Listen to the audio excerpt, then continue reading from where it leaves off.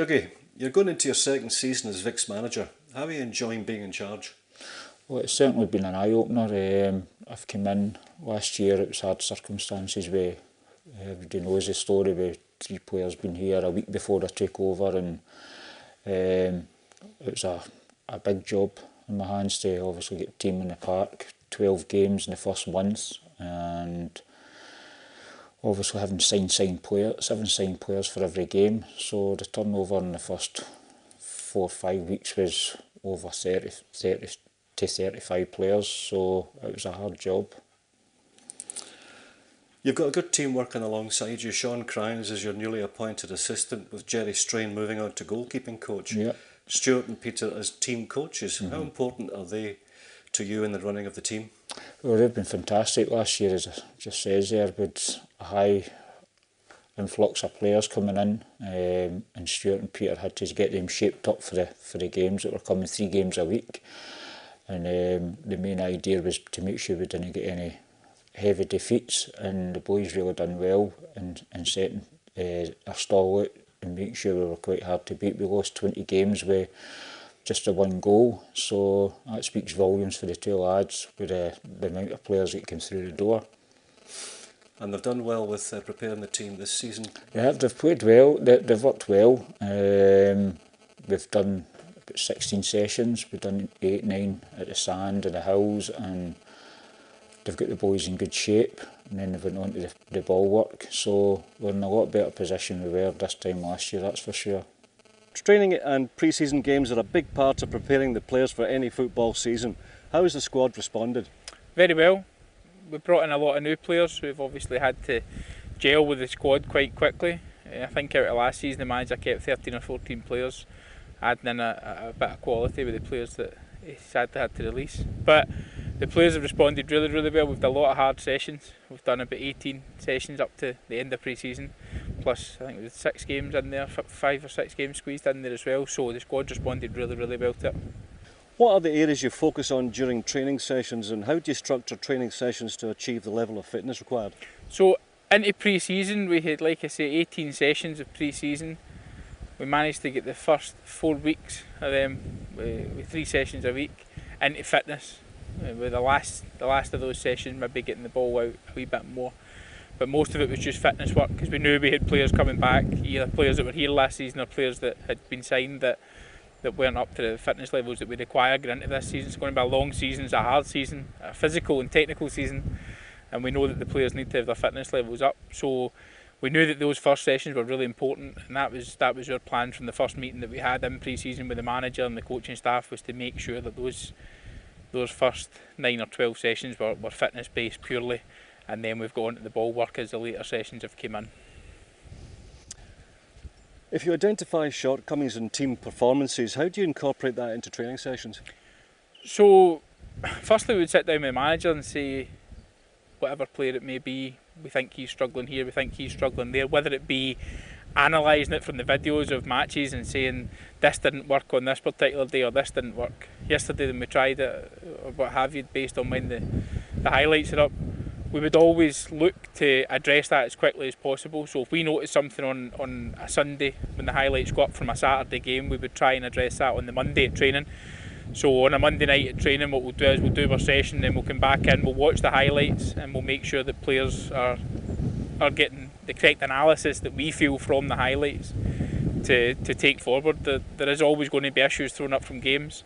If you look at Saturday's game, if you want to take that into consideration, we won 7-2.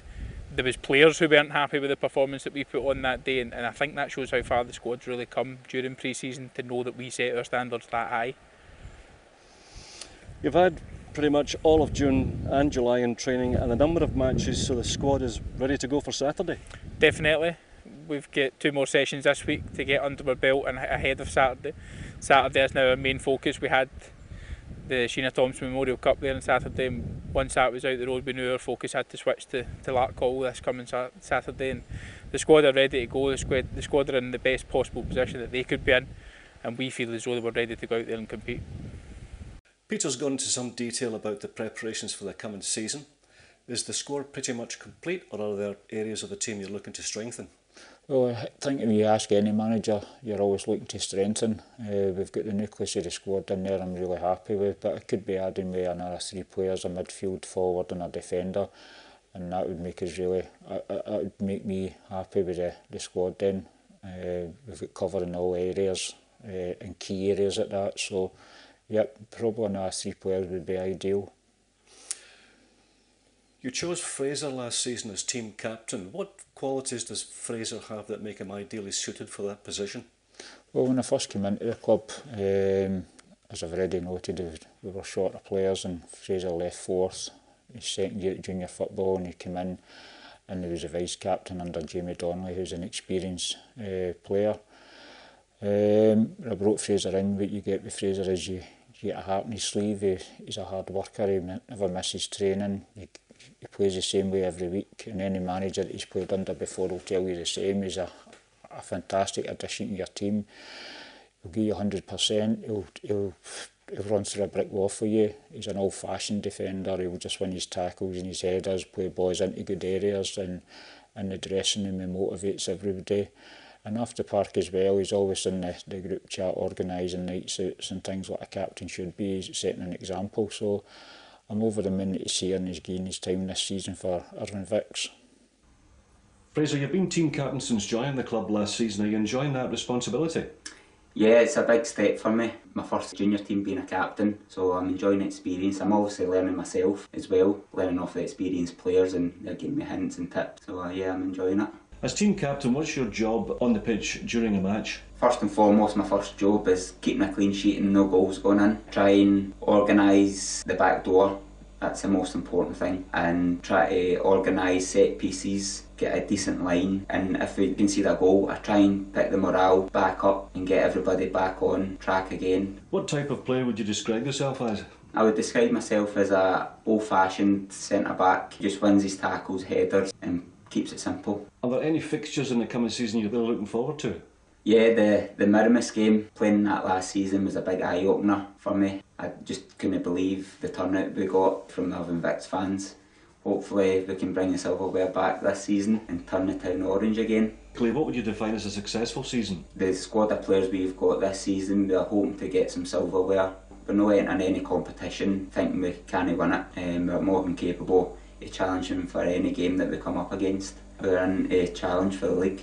What would you want to say to football fans in the town to encourage them to come down to Victoria Park and support the team? I hope they can get down as much as they can this season, because they're a massive part.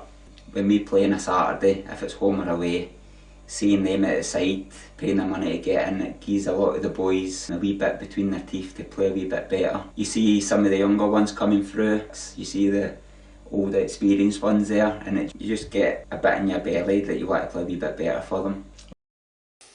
You've brought in a number of new players during the close season. Can you introduce us to some of them? Yep, well, first of all, I brought a few goalkeepers in, which is 2 goalkeepers is Owen McCallum, who I got for St Peters. He's played with Les Mahego, and also Scott Warden, who played with St Roch's. Justin Smith came in as a defender, also Lewis McCracken and Stephen Gaffney. Stephen Gaffney's played at St Mirren when he was younger, and also St Anthony's. Lewis McCracken was with Pollock 20s, and Justin Smith was with Ardea Thistle. Further up the park we've got Bobby Colligan, who played here when the Vics won the league, and also James Maxwell, who was at Ardea and Saltcoats, and we've got John McLaughlin, who's come in and he played with Dinnons and Short Lees in the amateur, the Super League, the Premier League and the Ayrshire division, so he's got a good pedigree as well. And none of these players were bringing a lot of strength and a lot of experience into the side, which we didn't have last year, and I'm sure they'll help the younger ones in the squad to go forward this season. One-time long-serving player and fans' favourite Kevin Adam has returned to the club. Yep.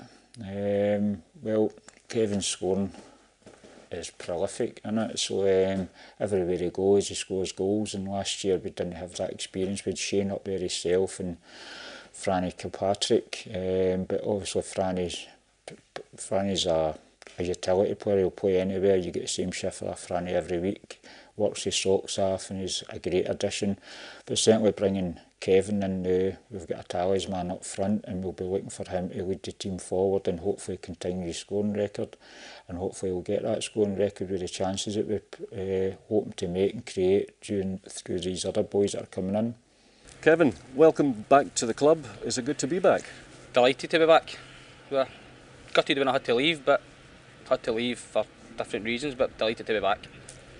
What influenced your decision to return to the club? Well, to be honest, I didn't want to leave in the first place, but just through other circumstances, through football, I had to leave to keep playing, or else I'd have had to have retired.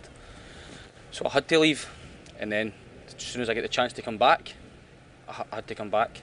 Plus, as we know, there's a goals tally to get, so I need to get there. You didn't take part in the first half of the pre-season training due to injury. Are you back to full fitness? Aye, maybe back to full fitness injury-wise. Just need to maybe get a wee bit more fitness into me, more minutes in the legs, but back to full fitness. So expect to see me a lot more. What are your personal objectives for the coming season? Win the league, be picked for the team every week, stay fit, score goals, just potentially just I want to win. I want to win. I mean, I'm a fair age now, I'm getting there, so I just want to keep winning games, and if I can get another league title for the Vics, even better. Well, I can't let you go without mentioning you're currently in 134 goals for the club, and the all-time scoring record is 146. Another 13 goals and you can write yourself into club history. Well, that was one of the main reasons I wanted to come back, because I always when I was reaching 100, the Andy Clarkson record wasn't really a thought about. It was just getting to 100, and then once I get by 100, Andy Clarkson was in sight, and I always thought I would go to it for the 10 year. Obviously I didn't really play a lot in the last season through a couple of injuries and not getting picked. So when I get a chance to come back and score 13 goals, I'm very hopeful that I'd like to think I've still got it in me to go and score 13 goals, plus more. So sorry Andy, but I'm coming for it. I want the goal record. I want it. I've always wanted it, so okay. I'm going for it. Looking at the fixture list, what's your assessment of the first 6 matches? Well, this league, 19 teams in the league, it's going to be a really difficult league. All these teams played in the Conference League last year and they finished the lower part, so obviously we're on near enough an even keel. There is ones there that obviously are looking to do a lot better with the finances they've got and the resources they've got, but certainly we kick off against Larkhall, which will be a very difficult game, and it doesn't get any easier. We're going away to Irvine, and then we're to Lesmahago, home to Lesmahago, and away to Royal Albert, and then Farnart. So there's 5 games there, and they're all teams that will be thinking the same as us, and they can take points for each other. So it's important that we get off to a good start and we keep the momentum going with a good pre-season there. So it's important that we continue to score goals and keep a good winning feeling going. We're up against Larkhall here at Victoria Park on Saturday. You'll be hoping to get off to a flyer in 3 points. Definitely, Mike. At the end of the day, they'll be coming here saying the same thing, so it's important that we get our own back door shut and we make it hard for teams to come here, and if we're going to take anything, we battle and we don't give anything away cheap like we did last year. Last year's away now, and obviously we're focusing this year, and our priority is to make sure we're hard to beat at this park and make this a fortress. So listen, at the end of the day, I think the boys all know their targets, and we'll be working hard to make sure we achieve the targets every week. Well, good luck for the season. Thanks, Mike.